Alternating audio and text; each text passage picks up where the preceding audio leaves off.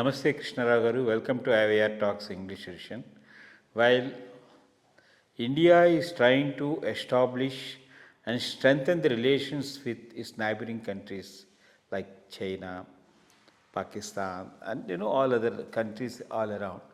One of the recent episodes made us to rethink whether India need to go on soft lines or it has to take an aggressive stance against the treatment by such countries. One such episode is that recently a person born in Aruna Chal Pradesh but working in London for the last 14 years. She was on a trip from London to Japan, and she even did not enter the Chinese territory, but as a transit passenger when she is there, she has been questioned and mishandled and put to a lot of rigorous discomfort, stating that she belongs to Arunachal Pradesh, which is a part of China, and she has to take a Chinese passport.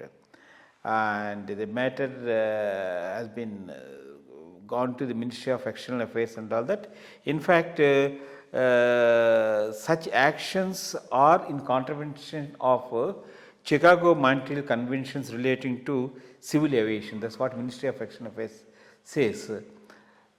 Why, I don't know why Chinese have behaved in such a pattern and put her into a lot of discomfort. And what is that is going to indicate to India that are they climbing the Arunachal Pradesh, or are they trying to put again a sort of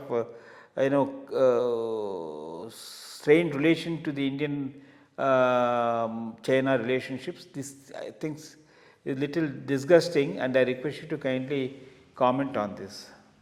Again and again, China is proving to be the most unreliable partner, because however much India is trying to get nearer to them, they seem to be bent on confrontational mode. Maybe it's part of their overall thinking that it's not worth it to have a friendly relationship with India.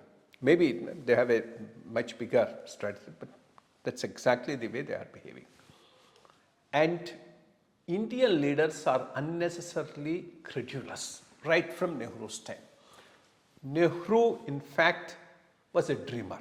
He was not an action man. In fact, that's where we really lost a great man in Sardar Patel. Sardar Patel was the one who really seen through the game of China. When Nehru was trying to be pally-pally with Chavanlai and others, he warned him, in fact, in a letter, don't take them at their face value. You have to really be prepared to face them at a point of time. That's exactly what happened after he told.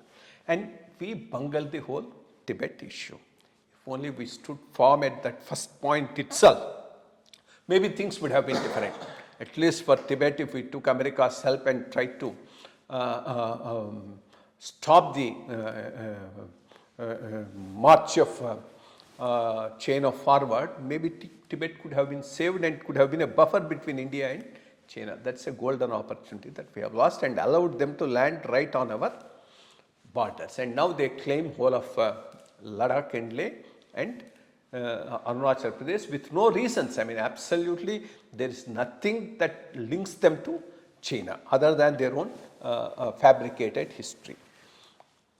After Trump was behaving nastily towards India, I was also one of those who was thinking it's time India builds up a good relationship with China. China, Russia, India become a axis, and then take on this world, because even Europe is disillusioned with America, Australia is disillusioned with America, the whole of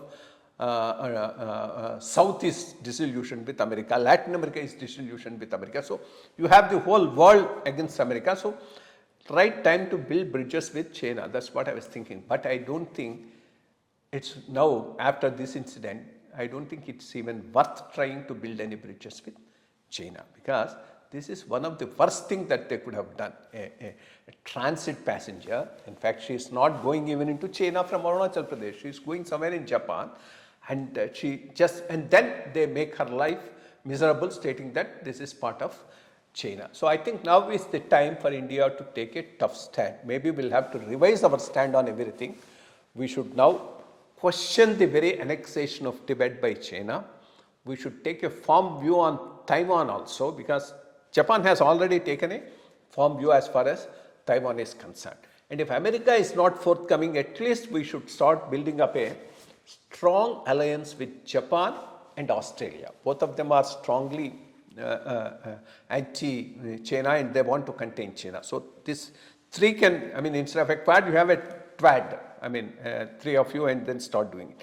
And even within Southeast Asia, nobody really likes or loves China, whether it is Vietnam, Indonesia, Malaysia, and all those countries, Cambodia, all those things. There also you should build up, cultivate good relationship. Myanmar is another place where they are meddling. We should also start establishing our influence there. They will try to make our life miserable. They have a foot in Pakistan. Now they are developing a foot in Bangladesh. We should be prepared for that, militarily strong, and then start questioning is. The bullies only stop when you start threatening them and questioning them. If you keep on acquiescing to them, they will start bullying you. That's exactly the way China is doing. I think there's no point in now talk in terms of having great relations with China. I mean, we should really be prepared for a confrontation with them and take a tough stand. I mean, at least this particular incident really proves that. Thank you, sir.